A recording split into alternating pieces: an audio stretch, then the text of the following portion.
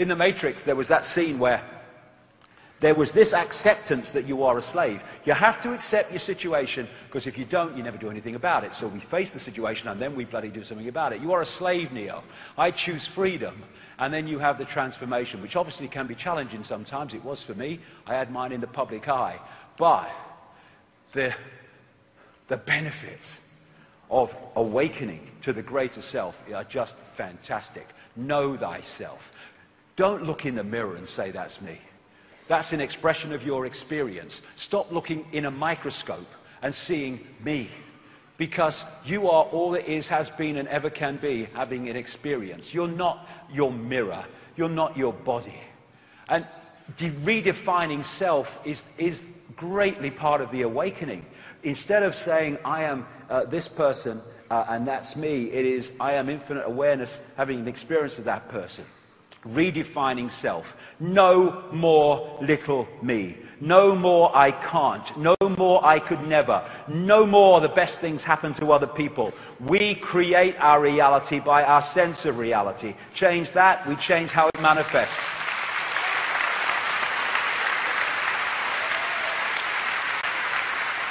Taking responsibility. You know, people don't want to take responsibility, they want to hand it out. It's all your fault. And it's all right, we need to know about this manipulation, we need to know about this conspiracy, so we can understand where we are and do something about it. But let's not forget this.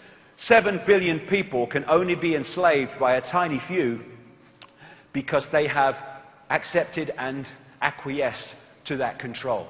So we are responsible. That's great news, because if we are responsible, we can take that responsibility and bring an end to it. There's no such thing as good luck or bad luck. It's just what you create. When people say, why me? Why is this happening to me? It's a good question. Because this electromagnetic field is going out all the time, and it's impregnated with our state of being, our beliefs, our sense of perception, and all these things. And it's locking into other magnetic fields that sync with what we're putting out, and we pull in expressions of this. And often, you know, we pull in, over a period of time, the same kind of people. Oh, not someone else like that. Well, what's the common theme? It's not all those people, it's you, mate. Why is it happening? And if we take responsibility and say, what is it about me that's pulling in these things? And that perception of what it is will change it immediately, that acknowledgement of what it is. Suddenly those people don't come into your life anymore, those pains in the arse and people that are giving you a bad time. Other people come in, because suddenly what you're putting out changes what you're syncing with and drawing in. People, places, ways of life, opportunities or lack of them change also. Because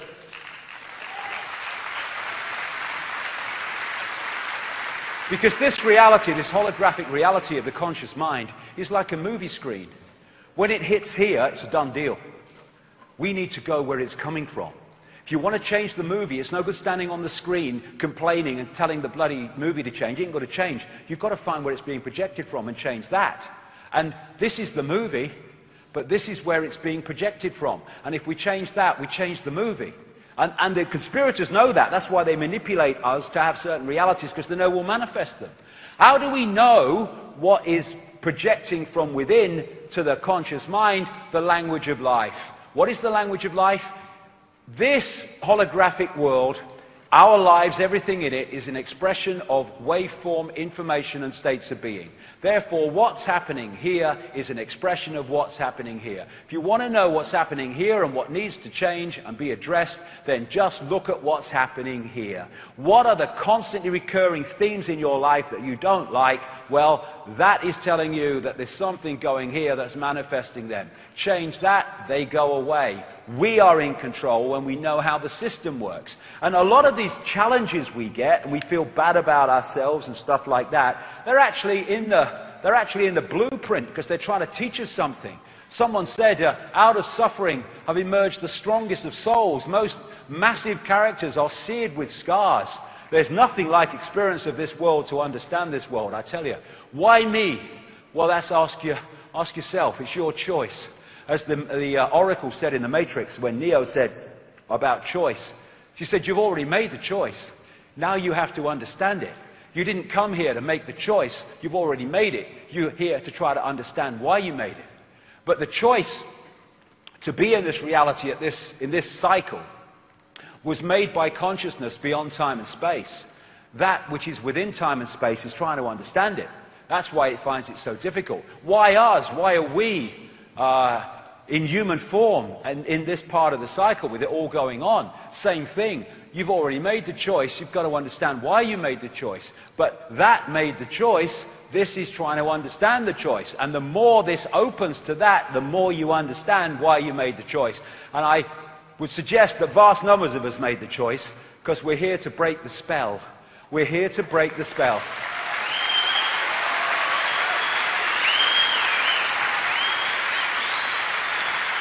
We're here to ensure that this does not happen.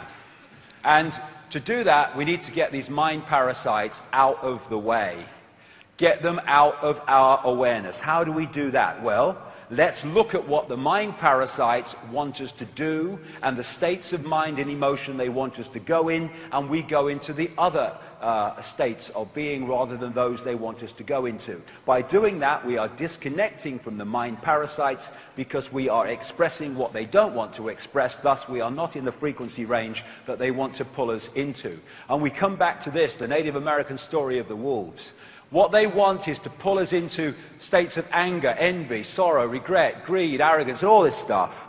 And they don't want us to come into peace, love, hope, serenity, humility, kindness, and all this stuff, empathy. Thus, if we make sure and take control to come into those states, then we are disconnecting from the mind parasites, and they lose their power over our perceptions and our responses. And in short, we do what we know to be right in the moment and fair in the moment, and not always do things on the basis of what we think is right for us. Martin Luther King. Cowardice asked the question, is it safe? Expediency asked the question, is it politic? Vanity asked the question, is it popular? But conscience asked the question, is it right? And there comes a time when one must take a position that is neither safe nor politic nor popular, but one must take it because it is right. And that is where we are. And as I've been talking about the best part of 20-odd years now, my first book on these subjects was called Truth Vibrations, and it was after the fact that I understood at that time that there was a vibrational change coming. In other words, an informational change coming that was going to wake people up from the slumber, individually and collectively. There was no sign of it at the time. My goodness me, look at it now. There's a shift, and it's waking people up. Truth vibrations. This whole stuff about 2012 and the mind thing, I never bought that, because what I've been saying for years is the greatest thing about 2012 is it's not 2011, but it's not 2013 either. This truth vibration, information, vibrational change is getting more and more powerful, and thus every year will be having a greater effect on more and more people as they wake up to remember who they are beyond time and space. The energetic environment is changing, and we have the choice. One of the things, by the way, that I was told about these truth vibrations is they were going to bring to the surface all that was hidden so we could see what we couldn't see before. My goodness me, what do we know now? We didn't know 20-odd years ago. What we didn't know 5 years ago, 2 years ago.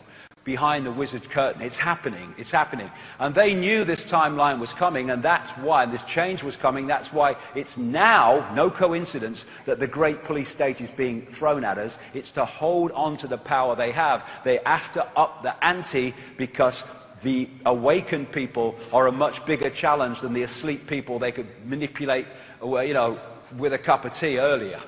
But despite what is happening, despite the police state and all the rest of it, often because of it, because people see that the world ain't what they thought it was, people are waking up and remembering who they are, looking over the wall. I love that line, the beginning is near, the beginning is here. Responsibility. I take responsibility for everything that's here, realizing only then can I change it, because I'm then changing me. And that's in the inner and the outer. You cannot just change yourself in the inner and expect the outer will change automatically. It has to be with your actual participation in everything that is in this reality. Have fun. It is quite a journey.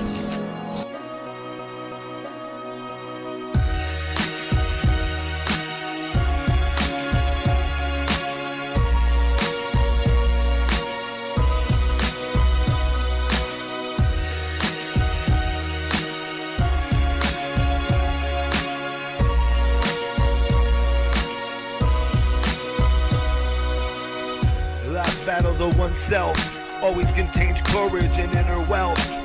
Go in the mirror, count the times you cry. Look into the friend's eyes and say goodbye. Everything that comes together, keep it inside. Every hurdle that you jump, make it alive. Every time you turn to stone in life, let that granite set your heart in time. Life lost, take it back. Do things out of dedication and only that. From the ground up you create dedication that creates a foundation of a better sensation. And life is a beautiful journey, that all the pain in your heart was well worth earning. And can't be taken back, but neither can your life, and you're fine with that. Love's a beautiful journey.